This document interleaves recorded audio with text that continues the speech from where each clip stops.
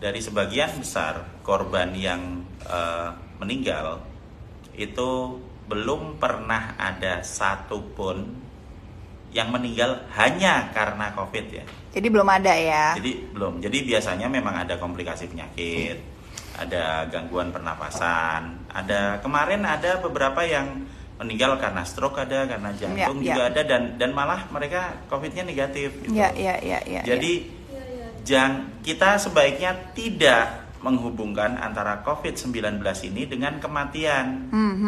Kalau dengan sakit, ya bahwa kalau kita kena, kalau saya kena, saya mungkin pernah kena. Saya kena, kemudian nanti mungkin saya akan mengalami demam atau pilek atau batuk atau agak-agak sesak napas lah selama 1 minggu. Tapi sesudah itu, sesudah antibodi kita keluar untuk melawan virus ini, maka kita akan kebal.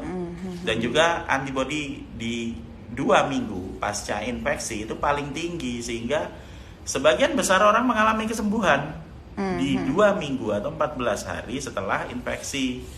Jadi kalau COVID ini membuat sakit, ya gejala penyakit ya, tapi COVID ini tidak seganas atau tidak membunuh seperti yang ada di media. Hidup kita tuh indah, banyak yang bisa kita lakukan selama kita masih bisa hidup itu banyak, dan hidup kita bukan angka loh ya. Hidup kita tidak ditentukan dengan statistik. Ya.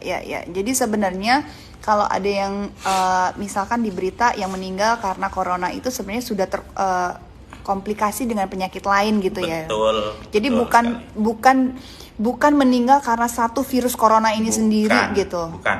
Jadi itu tidak ada dalam data bahwa ada yang meninggal hanya karena satu virus ini. Jadi belum betul, ada. Betul. Jadi jangan panik.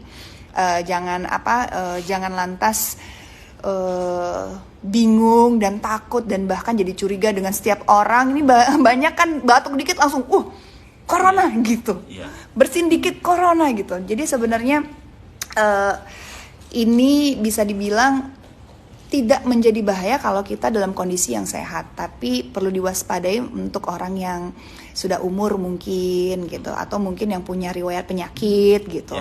Jadi itu yang harus lebih waspada.